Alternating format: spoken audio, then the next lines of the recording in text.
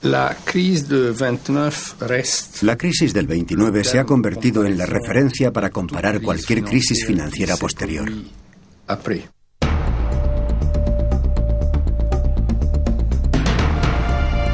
1929, la sombra de la crisis.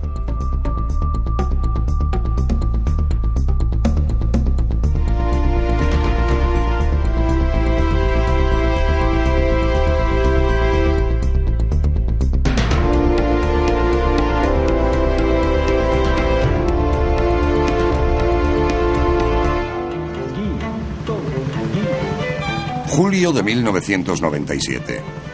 A pesar de la negra tormenta de monzón que acompaña la vuelta de Hong Kong a China, el cielo de los inversores, de los banqueros y de los turistas occidentales y japoneses que acuden en masa al sudeste de Asia se mantiene sereno.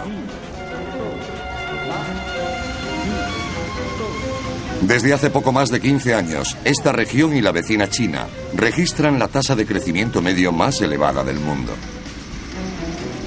Con balanzas comerciales muy favorables, reservas de ahorro considerables y excedentes presupuestarios, las monedas nacionales se revalorizan y la inflación está dominada.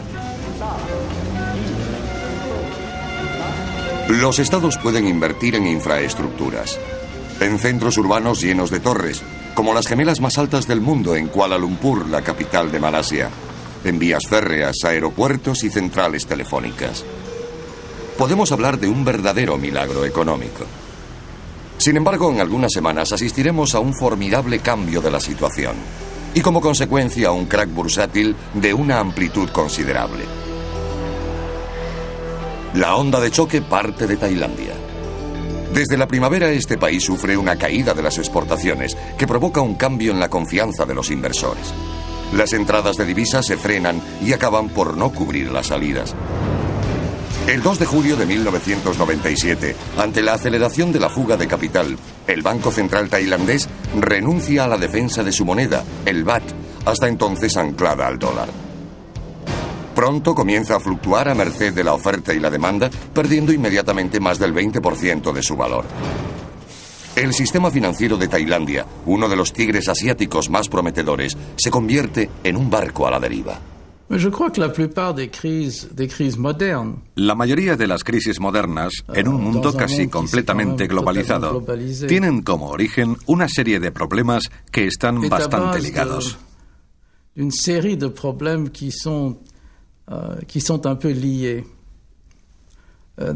Para empezar, creo que siempre comienzan por un exceso de créditos de los sistemas bancarios.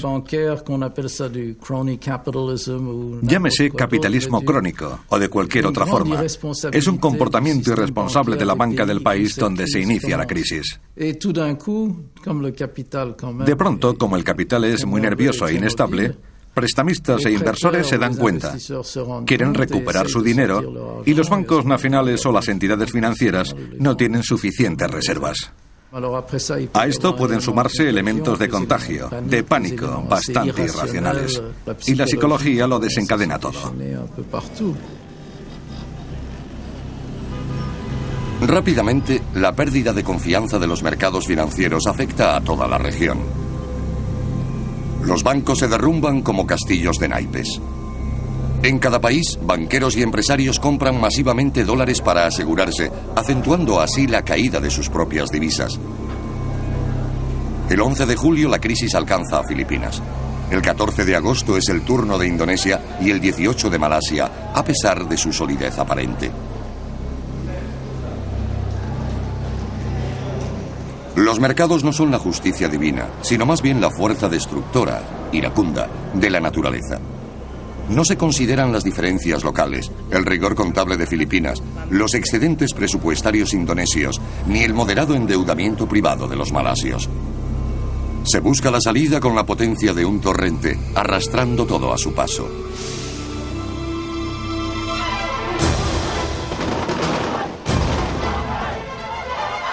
Después de los tigres, llega el turno a los dragones, cuya riqueza es más antigua y más respetada por sus métodos.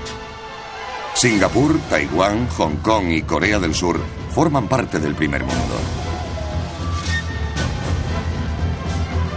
Sin embargo, en unos meses, todas las monedas, sin excepción del sudeste asiático, pierden entre un 40 y un 70% de su valor.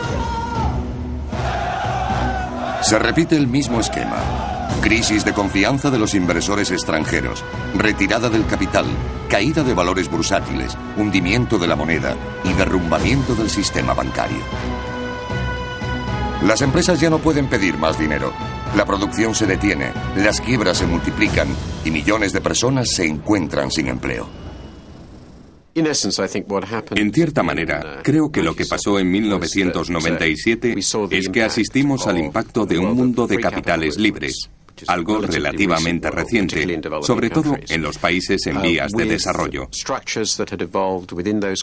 Las estructuras han evolucionado en el seno de esos países con un gran éxito, pero no se han adaptado de forma adecuada o lo han hecho de modo muy limitado a las consecuencias de los movimientos del capital libre. Una prueba de esta inadaptación es que encontramos crisis en cada uno de estos países desde que se integraron en el mercado internacional de capitales. Y el río se acrecienta con nuevas tormentas. En agosto, el rublo se devalúa en Rusia. Sudáfrica vacila. En septiembre se produce el punto culminante de la crisis cuando la marea llega a Wall Street. El índice cae precipitadamente, arrastrando a las bolsas de Europa, Japón y América Latina. Como cada vez que una crisis bursátil estalla en Wall Street, la sombra del crack de 1929, preludio de la Gran Depresión de los años 30, reaparece para atormentar a los espíritus angustiados.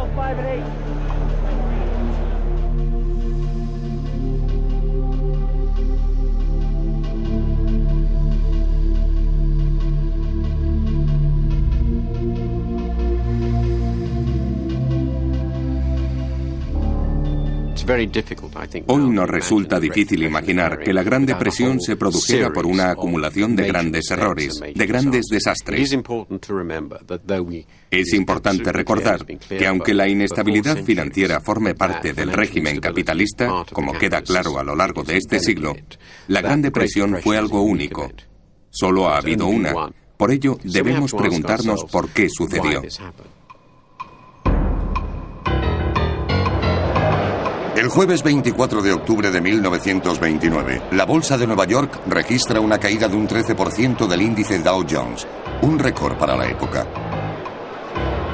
Esta jornada de pánico y de destrucción de riquezas pasó a la historia como el Jueves Negro. Ninguna sibila o profeta supieron advertir de la tempestad que se desataba y que golpearía, una tras otra, a todas las economías fuertemente imbricadas del mundo capitalista, sorprendidas en plena euforia.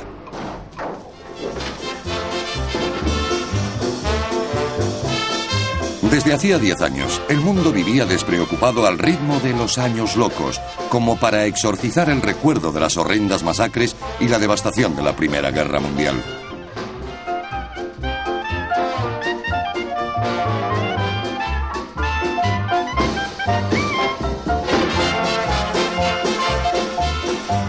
Con la firma del armisticio, Estados Unidos se convierte en líder incontestable en los ámbitos financiero e industrial.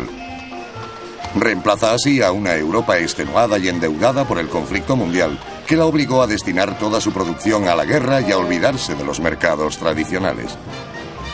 En Detroit, en el corazón de Medio Oeste, Henry Ford inventa una nueva organización de la producción: automatización, estandarización de los procedimientos, salarios relativamente elevados y precios bajos para asegurar un consumo masivo.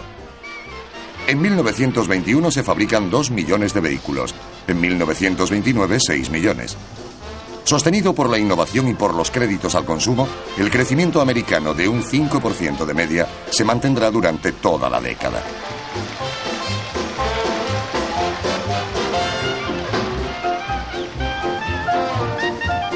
Este crecimiento favorece a todos los sectores de la economía, a la bolsa y a las nuevas industrias como el cine, la aviación, el petróleo, las comunicaciones y los bienes inmuebles. Es la velocidad de la flamante máquina del capitalismo moderno que se mueve al ritmo acelerado de una película muda.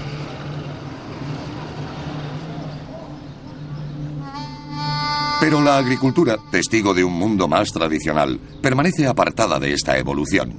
El aumento de productividad y la nueva competencia de países como Australia o Argentina provocan la caída permanente de los precios mundiales. Los stocks se acumulan y los pequeños agricultores no pueden con las deudas. La depresión agrícola crónica debilita el sistema y testimonia que dos mundos muy diferentes viven a ritmos casi incompatibles.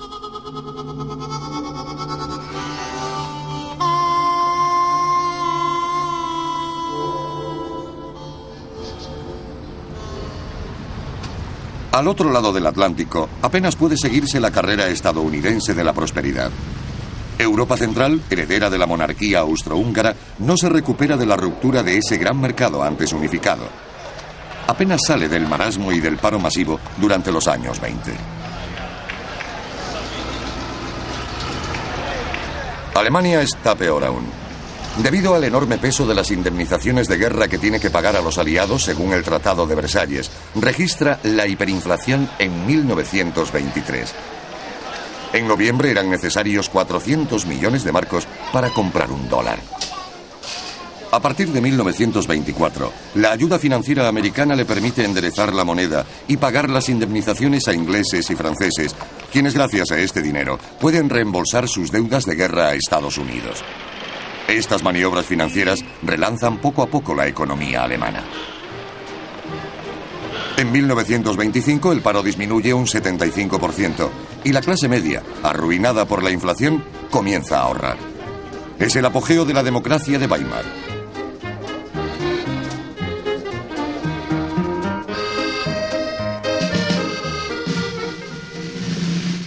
En la calle y en el Parlamento, la socialdemocracia se mantiene en el candelero. El ejército respeta al poder civil. Los comunistas hablan de la unidad de la izquierda. El Partido Nacional Socialista de Hitler, quien había apoyado la tentativa de alzamiento del general Ludendorff, solo tenía 14 escaños en el Reichstag.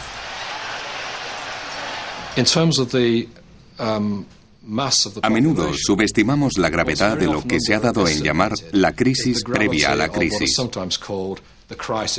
En esa época, la economía de Alemania tenía una fuerte dependencia de la industria, pero también de la agricultura.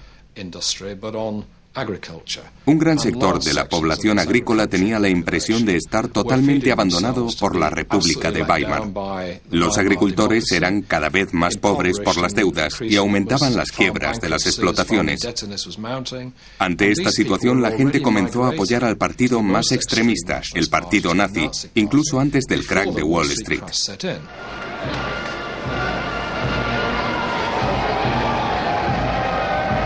Inglaterra no reencuentra su posición como potencia mundial dominante, a pesar de las gloriosas apariencias de un imperio aún extendido por todo el planeta. Impulsados por la obstinación del gobernador del Banco de Inglaterra, Montagu Norman, los sucesivos gobiernos, entre ellos los dos laboristas de Ramsay y MacDonald, se esfuerzan en restablecer el papel fundamental de la libra esterlina, devolviéndole su paridad con el oro de antes de la guerra. Pero mantener una libra esterlina tan fuerte exige tipos de interés muy elevados que asfixian la economía. El paro es crónico durante toda la década, afectando particularmente a las actividades industriales tradicionales, el carbón y la siderurgia, cuyo mercado, antes de 1914, era mundial. La batalla por conseguir la paridad con el oro fue tan destructora en el plano económico como lo había sido la de Somme en el militar. El brillante economista John Maynard Keynes, quien se había dado a conocer al denunciar desde su granja de Sussex las imponentes indemnizaciones que el Tratado de Versalles exigía a Alemania, defiende en ese momento el dogma de la paridad de la libra y predica abiertamente la revolución, sin ser comprendido. Keynes había analizado el problema del paro antes de la Gran Depresión. Para él, la causa radicaba en la vuelta de Gran Bretaña a la paridad con el oro, una paridad sobrevalorada. Ello la llevó a la recesión. Por supuesto, Estados Unidos y Francia se encontraban en pleno boom económico en los años 20, pero Keynes ya había analizado las causas de la persistencia del paro, incluso antes de la Gran Depresión. El ejemplo de una Francia que no se empeña en defender una moneda fuerte ilustra la precisión de los análisis de Keynes. Este país conoce un crecimiento constante y una débil tasa de paro resultante de las terribles heridas causadas por la guerra y de la magnitud de los daños materiales que hubo que reparar. En cualquier caso, Francia vive en armonía con Nueva York, y París, convertido en centro cultural internacional, acoge en Montparnasse a los intelectuales y artistas del mundo entero que vienen a respirar el aire alegre de París.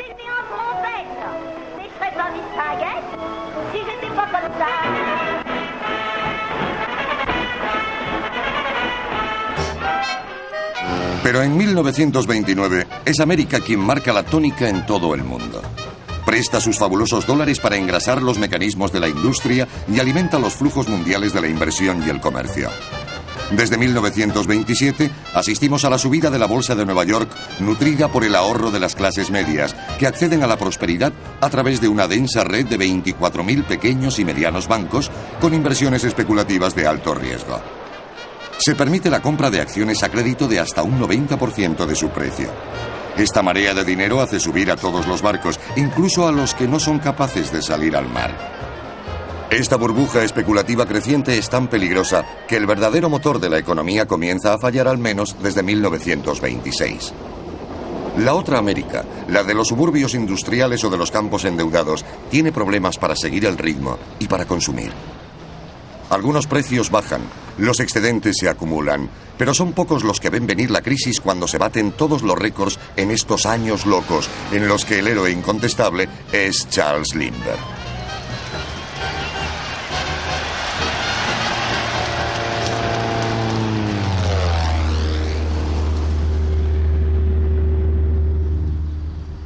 Elegido en 1928 con un programa basado en el capitalismo integral, Herbert Hoover se esfuerza en frenar la tendencia. Con su ministro de Economía, el banquero Mellon, intenta reventar la burbuja especulativa y para ello no duda en inspirar una política de subida de tipos de interés.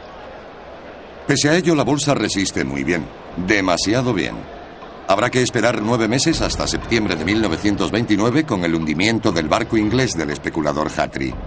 Demasiado tarde y demasiado lejos para retroceder. Los aprendices de brujos han desencadenado una purga automática sin precedente. El 25 de octubre de 1929, tras 10 días de bajas ininterrumpidas de las cotizaciones, 13 millones de títulos, el triple del volumen habitual, cambian de mano. Es el Jueves Negro. La asfixia comienza desde principios de la semana siguiente, después de una última tentativa de los bancos que gastan sus últimas reservas para intentar que los precios remonten. La pesadilla comienza para millares de pequeños accionistas, para cientos de miles de depositantes de los pequeños bancos locales, para millones de trabajadores de empresas precarias. La prosperidad era un sueño. Los años locos han terminado. La trombosis llega rápidamente. Los agentes arrastran a los bancos que les habían prestado dinero estando en la ruina. Estos habían cubierto sus activos con acciones que ya no valían nada y que les llevan a la insolvencia. La política monetaria restrictiva de las autoridades federales provoca un encarecimiento de los créditos, insoportable para las empresas cuyos pedidos ya habían bajado. Por otro lado, el aumento de las hipotecas deprime al mercado inmobiliario. El paro se extiende como una mancha de aceite. La espiral de la crisis está en marcha. Para los que ocupan el lugar más bajo de la escala, la violencia del choque es insoportable.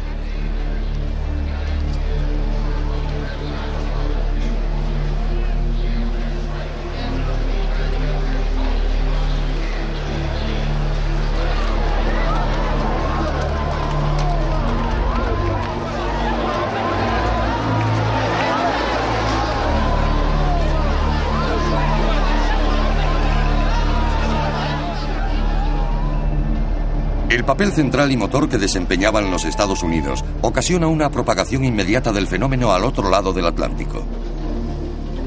Alemania, estrechamente dependiente de los flujos financieros estadounidenses, ve cómo su fuente se agota. La combinación de la desaceleración general, la crisis agrícola persistente y la huida de capitales hacia Wall Street para participar en el entramado bursátil ya había acentuado el paro, las quiebras y las desinversiones en toda Europa central. El canciller Brüning, católico recto y autoritario, no toca ni una coma del presupuesto para demostrar a los occidentales que su país no puede hacer nada si no se le alivia el peso de las indemnizaciones. Su inercia provoca una radicalización del debate político entre comunistas, quienes cuentan en sus filas con la mayoría de los parados, unos 6 millones en 1933, y los nazis, quienes en las elecciones de 1930 obtienen 107 diputados gracias al apoyo de las clases medias y rurales. En Alemania, la crisis económica condujo en poco tiempo a una crisis de Estado. Pero este hecho no puede explicarse únicamente en términos económicos. En el país, incluso antes de la crisis, había grupos muy poderosos que acechaban cualquier ocasión para poner fin al sistema democrático.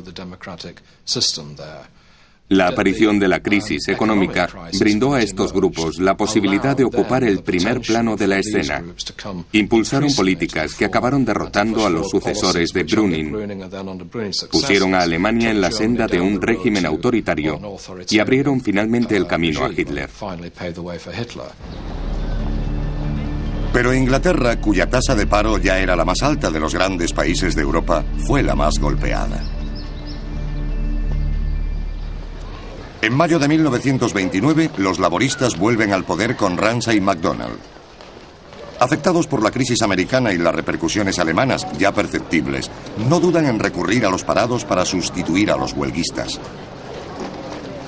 Tampoco comprenden, a pesar de las protestas de Keynes, la necesidad de poner fin a la política tradicional de sus predecesores conservadores, a pesar del riesgo de una ruptura del tejido social. Keynes fue introducido por Snowden, el ministro de Economía laborista, en un gran número de comités e intentó influir en él, pero este era un caso perdido. Creía firmemente en el equilibrio presupuestario, en la paridad con el oro y el libre comercio. Es decir, en todas las virtudes conservadoras puritanas que debían seguirse, según él, para salir del bache y volver a la prosperidad.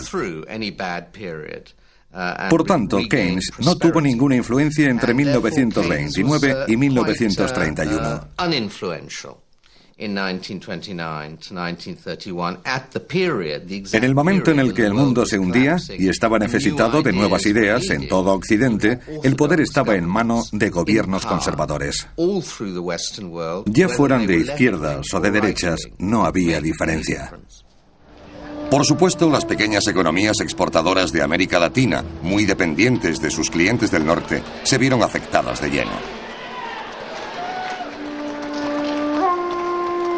¿Qué podía hacer Chile con sus excedentes de cobre o Brasil con el café antes de que se les ocurriera quemarlo en las calderas de sus locomotoras?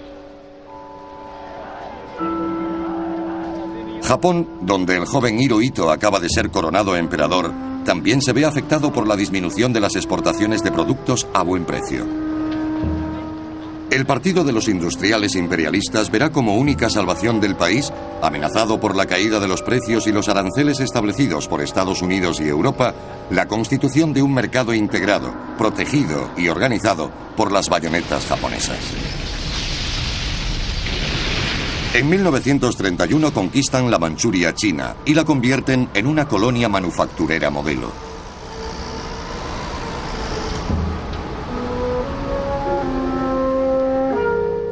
¿Esta espiral depresiva y destructora de las riquezas que afecta al mundo entero era inevitable? Al menos podría haberse parado a medio camino y comenzar a esbozar una recuperación, según sostenía Keynes, cuyas ideas se irán revelando paulatinamente como proféticas. Keynes escribió mucho sobre la Gran Depresión porque la vivió y la comentó como contemporáneo. Pensaba que la Gran Depresión ocurrió por una mala gestión de la política monetaria de la Reserva Federal. Consideraba que habían subido y mantenido los tipos de interés demasiado altos durante mucho tiempo, 2 años antes de 1929, por lo que habían desanimado a los inversores. Como consecuencia, se produjo un desequilibrio entre ahorro e inversión. debían haber mantenido bajos los tipos de interés.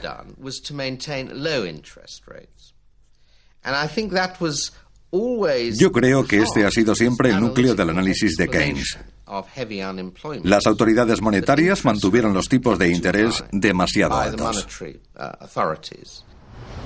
Para Keynes, dos errores humanos, dos errores políticos, transformaron lo que podía haber sido una simple crisis bursátil en una catástrofe mundial. Para empezar, al principio de la crisis, la Reserva Federal mantuvo los tipos de interés al 9%, y Mellon, secretario del Tesoro, provocó el cierre de cientos de bancos en lugar de inyectar rápidamente liquidez al sistema. Se produjo una reducción de la masa monetaria que llegó al 35% en 1933, obligando a la gente a reinventar el trueque y los bonos de compra. Simplemente asfixiaron al enfermo antes de empezar la operación.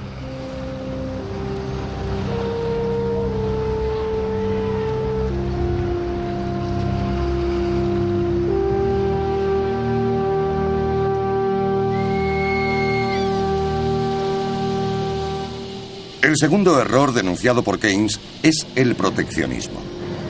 Mientras que el dólar mantiene su paridad con el oro a cualquier precio, arruinando la capacidad exportadora, Estados Unidos levanta una muralla aduanera para luchar contra la caída mundial de precios. Es la llamada tarifa Hawley-Smith, que en algunos casos eleva las tasas de importación en un 40%.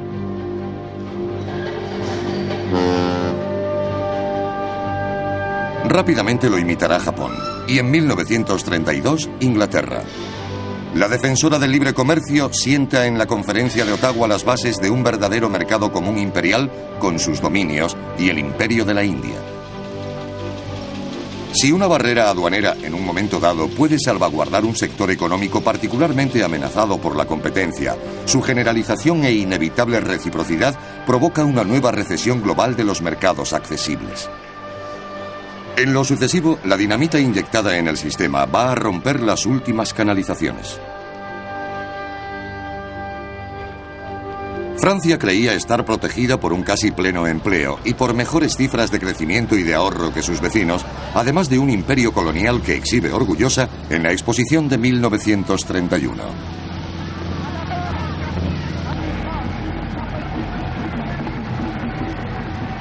La crisis la sorprende a finales de 1932. Descubrirá la frase de Spinoza que dice: nadie es un imperio en un imperio. Tras las devaluaciones de la libra en 1931 y del dólar en 1933, a consecuencia del abandono del patrón oro, el franco de Poincaré, óptimo antes de la crisis, es sobrevalorado en un depresivo mercado mundial. Fue sostenido hasta 1936 con todas sus fuerzas, lo que derivó en un paro creciente, agravado por los mismos errores de los conservadores. Presupuestos rigurosamente equilibrados, créditos caros y barreras proteccionistas. A consecuencia del pesimismo generalizado, el crecimiento de la población comienza a disminuir, mientras que el éxodo rural se frena en seco.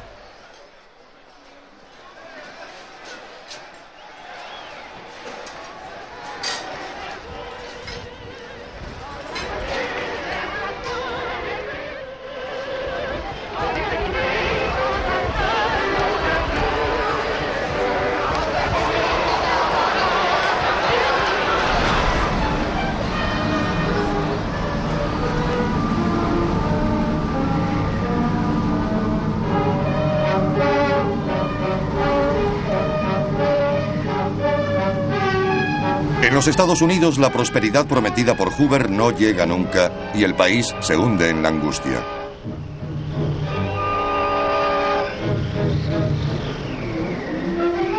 Los campesinos de Oklahoma, en su trágico éxodo hacia la tierra prometida californiana, inspirarán a John Ford, igual que suscitaron la indignación sarcástica de Sidney Pollack, las maratones sádicas de parados desesperados, obligados a bailar el máximo tiempo posible, meses incluso, a cambio de comida. John Steinbeck y Horace McCoy mostrarán un mundo exangüe y desesperado que ha tocado el fondo del abismo.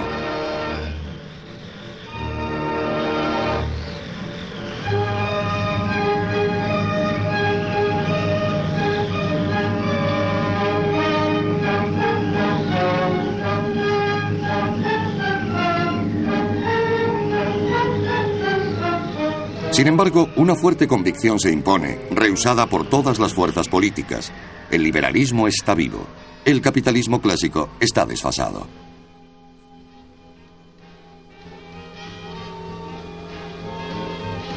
Ahora el Estado, es decir, la voluntad popular, tiene que intervenir cueste lo que cueste. Tiene que aplicar fuertes remedios e incluso salir de la economía de mercado si fuera preciso. Estados Unidos tiene la suerte de disponer de grandes reservas de democracia. En este camino aparece Roosevelt. En enero de 1933, Franklin Delano Roosevelt asume el poder de la primera potencia económica del planeta. Patricio humanista quiere ampliar las barreras de la República Democrática para incluir en ellas a los obreros de la industria y a los campesinos empobrecidos con la crisis. En los 100 primeros días de su mandato, Roosevelt impone una reforma bancaria y bursátil, un programa nacional de grandes obras y un programa de apoyo directo a los agricultores, además de acometer una fuerte devaluación del dólar y la bajada concertada de los tipos de interés. A finales de 1933, las curvas de paro y de crecimiento comienzan a invertirse.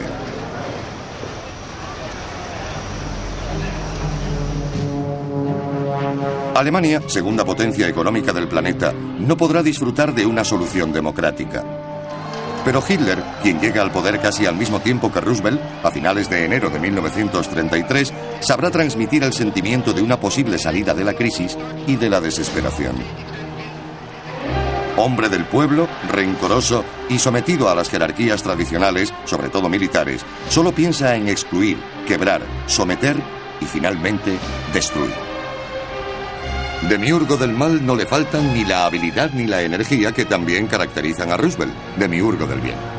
Pero sus concepciones fundamentales son diametralmente opuestas. Sin embargo, en Berlín, las recetas económicas son a menudo las mismas que en Washington. Ya los últimos gobiernos de Weimar en 1932, los de Papen y Schleicher, se habían inspirado de la política americana, una vez saldadas las indemnizaciones. Pero es Hitler quien se beneficiará de los primeros efectos positivos del programa de reactivación. Llama rápidamente al mejor experto en finanzas, al antiguo gobernador liberal del Reichsbank, Hjalmar Schacht, quien pondrá las ideas de Keynes al servicio de la dictadura nazi.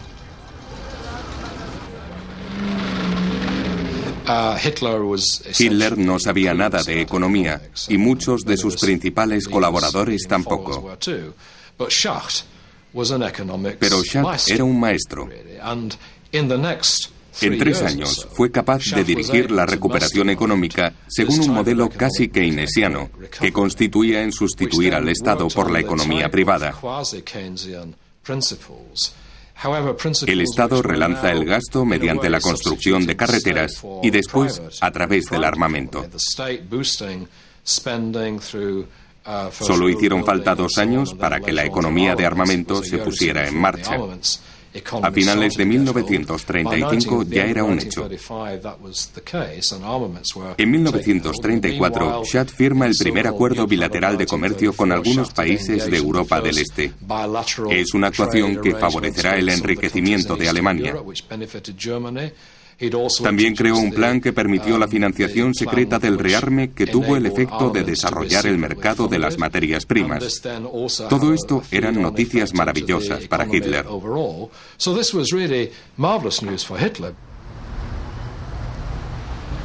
Paradójicamente, en Estados Unidos, tierra de elección del keynesianismo democrático, los progresos son más lentos, más inciertos. En 1935, el Tribunal Supremo, dominado por las fuerzas conservadoras, anula lo esencial de la legislación del New Deal. Esta será salvada políticamente por la combatividad obrera del nuevo sindicato, el CIO, que sostiene con huelgas de masas la nueva política del presidente, y por la fuerza de la corriente democrática en la opinión pública, que mantendrá a Roosevelt en el poder. Pero desde 1937 la economía, aún frágil, recae en la deflación.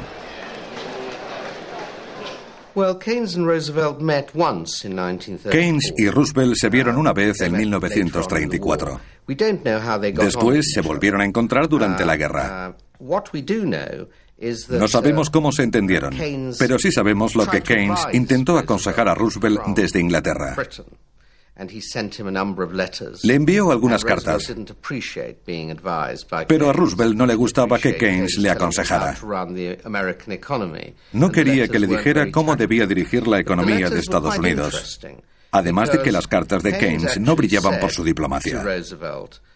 Sin embargo, eran muy interesantes. En ellas le decía a Roosevelt que si el New Deal no marchaba tan bien como debiera, era porque desconfiaba demasiado en los hombres de negocios. Lo que debía hacer era confiar en ellos y no confundir recuperación económica con reforma. Usted intenta reformar la economía americana, mientras que la prioridad está en la reforma. Por eso hay que darles a los hombres de negocios la sensación de aprecio y no hostigarlos continuamente. Esto es destacable, pues Keynes había comprendido la necesidad absoluta de mantener la confianza de los inversores en el sistema capitalista. En Francia, el gobierno popular de Léon Blum se inspira de las ideas del New Deal de Roosevelt. Pero al no disponer de tiempo ni de estabilidad necesaria, provoca una inflación rápida que le lleva a 2 devaluaciones, sin gran disminución del paro.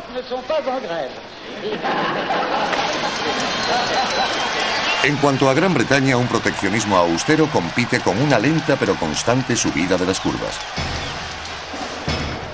En realidad es un camino hacia la guerra. A partir de la segunda mitad de 1938, se impulsa la producción de fábricas y arsenales y se acelera la salida de la crisis en todo el mundo. Pronto se llegará al pleno empleo, pero al precio de una desestabilización, esta vez definitiva, de lo que resta del orden mundial. Solo Estados Unidos, gran vencedor, primero económico y luego militar en los años del conflicto, conservará un recuerdo positivo de este terrible periodo en el que la prosperidad y las victorias en el campo de batalla serán solo suyas.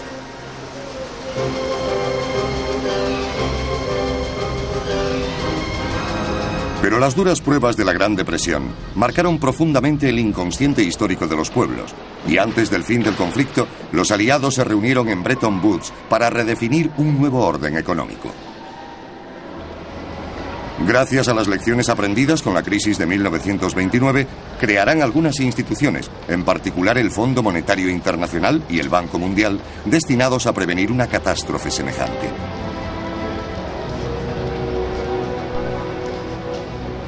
Sin embargo, la sombra de 1929 parece volver cada vez que una bolsa se hunde, cierran bancos y empresas y crece el número de excluidos. Entonces el pánico se apodera de un mundo súbitamente inestable. Tras la horrible máscara de la miseria, aparece con angustia la sombra de la Gran Depresión.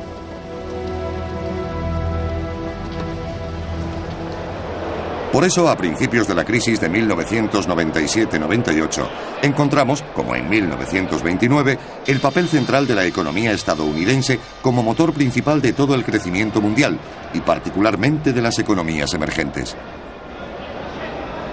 Por eso podemos observar en Tigres y Dragones de la Nueva Asia un comportamiento comparable al de los especuladores norteamericanos de los años locos. En efecto, se puede constatar en los 3 años que preceden a la crisis de Asia un alza extraordinaria de las bolsas y una subida muy rápida en todos los activos financieros, una especulación inmobiliaria desenfrenada y un sobreequipamiento de los centros de las ciudades. Todo ello alimentado por fuertes créditos poco convencionales, concedidos por bancos sorprendidos por el derroche inconsciente y ayudados por un ahorro local demasiado abundante. Después se produce una pérdida total de confianza que desemboca en un tremendo crack y en el estallido de la burbuja especulativa. La inquietud alcanza la cima. La crisis mundial llama a la puerta. Por último, la generalización del fenómeno en toda la región recuerda una vez más la propagación inexorable de la crisis de 1929. Primero aparece en Japón. Desde 1990, el país, después de haber aumentado demasiado rápido su capacidad de producción, se ve afectado por la postración. Contenida por las políticas públicas activas, la recesión japonesa se extiende año tras año. Es una economía frágil que la crisis asiática acaba de golpear fuertemente, haciéndole perder valiosos mercados. Los japoneses, estupefactos, redescubren el paro que había desaparecido en 1935.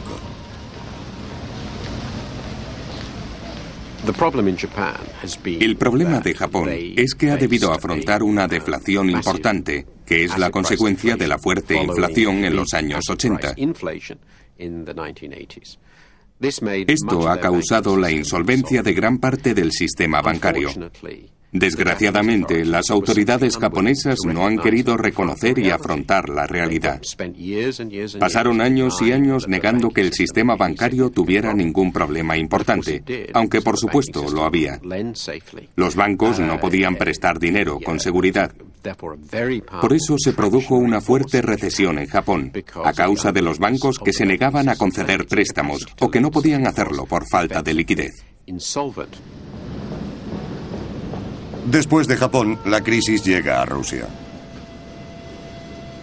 Desde enero de 1998 no consigue aumentar la presión fiscal y se ve afectada por la bajada del petróleo. El 15 de agosto se ve obligada a suspender el pago de intereses de los bonos del Tesoro a corto plazo, los GKO.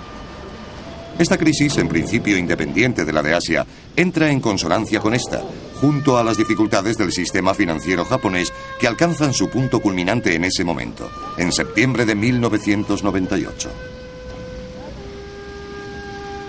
También Brasil se ve afectada por la caída del petróleo, por los malos resultados internos y por la retirada de numerosos inversores.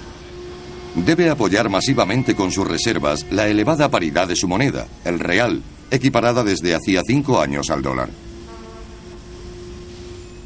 En ese momento Estados Unidos entra en la tormenta. A principios de octubre de 1998 se conoce que uno de los fondos de inversión más prestigiosos de Nueva York, el LTCM, que invertía los capitales de los bancos norteamericanos y de los grandes fondos de pensiones bajo la batuta de 2 premios Nobel de Economía, estaba al borde de la quiebra. Ello podría provocar el derrumbamiento de Wall Street y, como consecuencia, una devaluación brutal y súbita del real brasileño, del cual poseían gigantescas provisiones los principales bancos estadounidenses, muy metidos en América Latina y particularmente en Brasil. En octubre de 1998 era razonable preguntarse si no estábamos ante una repetición tan inesperada como catastrófica de la historia, la irrupción de lo que se conoce vulgarmente como un riesgo sistémico.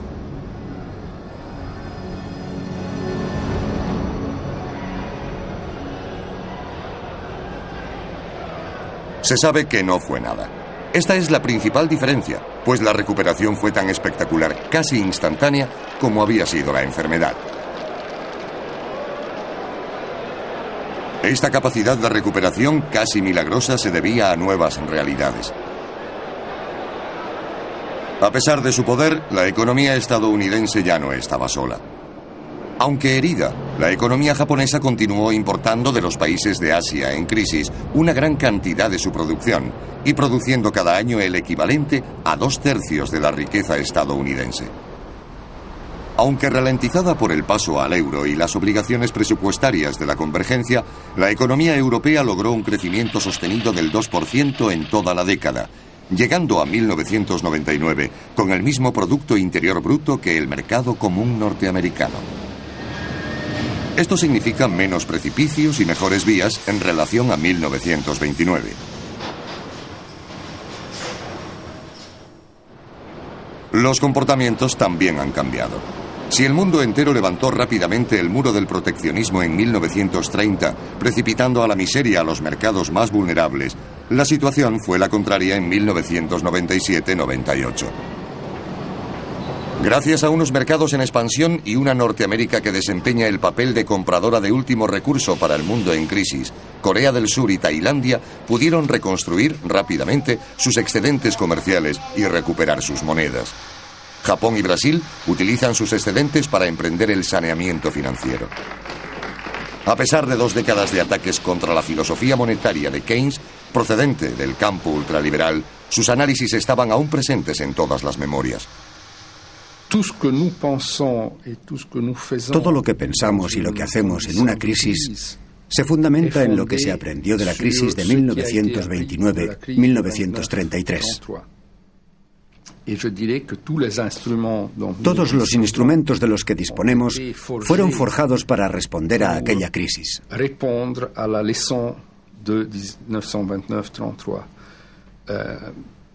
El sistema de supervisión bancario.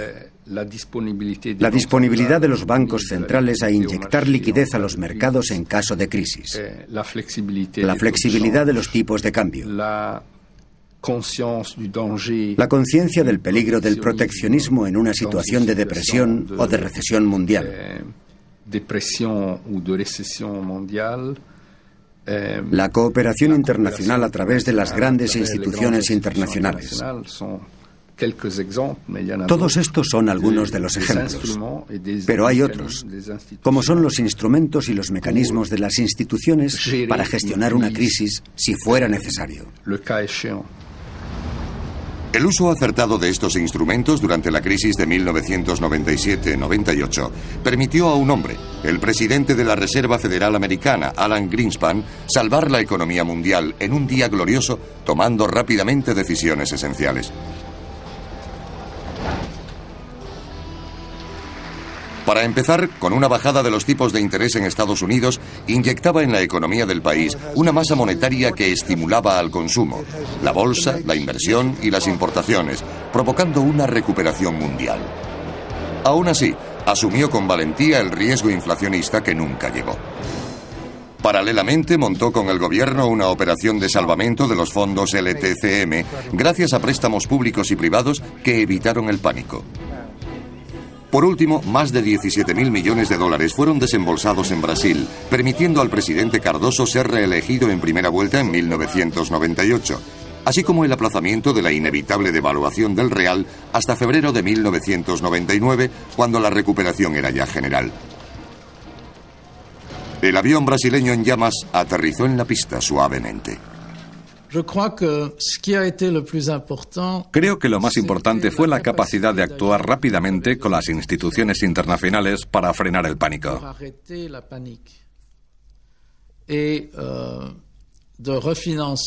También el hecho de refinanciar las deudas a corto plazo.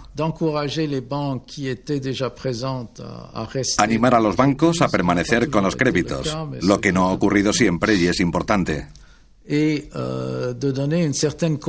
Y dar a los líderes políticos la posibilidad de comenzar las reformas que debieran haber hecho hace ya tiempo. En el sudeste asiático, las principales reformas acometidas bajo la presión internacional afectaron sobre todo al sistema bancario, que hasta entonces había financiado, incluso a fondo perdido, a colegas y tunantes, a parientes y amigos. En Japón, los líderes políticos y los dirigentes de los principales bancos se ponen de acuerdo a mitad de octubre de 1998 para crear un plan de salvamento eficaz para el sector financiero. Pronto se vislumbra la recuperación. Durante este periodo, el Fondo Monetario Internacional interviene con préstamos considerables, a veces ligados a condiciones draconianas, apareciendo por primera vez en su historia como el Banco Central del planeta.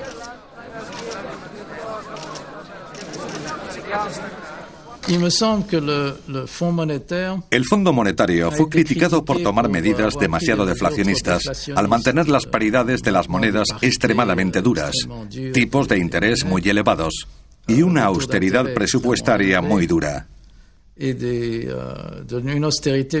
aunque se relajara muy pronto.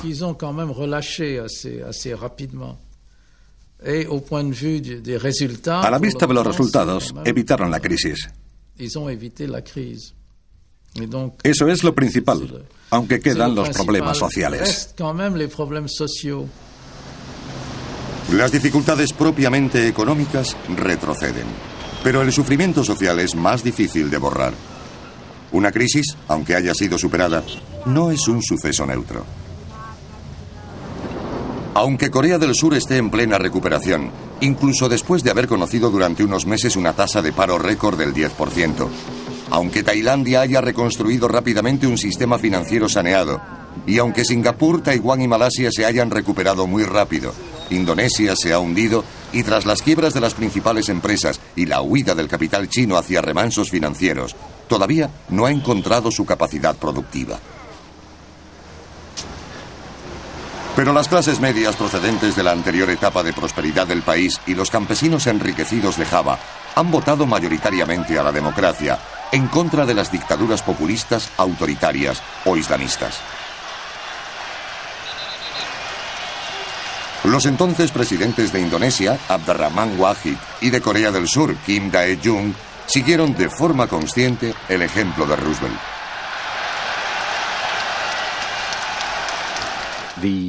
La razón por la que, en definitiva, la crisis no degeneró en una depresión global es porque las fuerzas de recesión muy fuertes en los países en vías de desarrollo no alcanzaron a los países desarrollados, a excepción de Japón. Aunque Japón sea importante, es considerablemente más pequeño que los Estados Unidos y que Europa, y además no es muy abierto, por lo que su impacto en el mundo es sorprendentemente débil.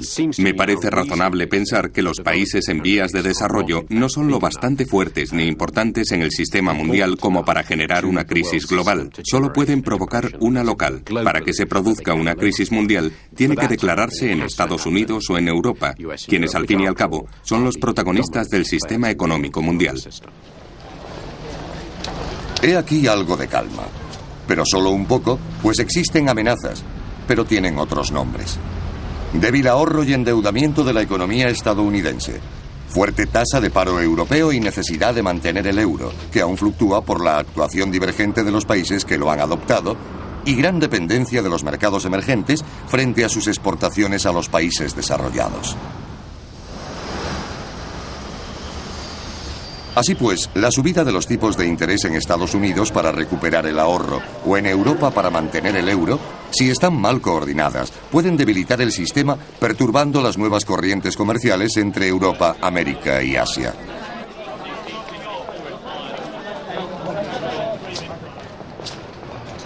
Los hombres saben levantar diques que les protegen de las catástrofes. Así ocurrió en la historia bíblica de José, el consejero del faraón, donde el ingenio, la lucidez y la energía de unos cuantos permitieron prevenir las catástrofes. Estamos lejos de la perdición. Pero no olvidemos que tras la Guerra del 14, la segunda tragedia que ha marcado el siglo XX fue una catástrofe económica, la crisis de 1929.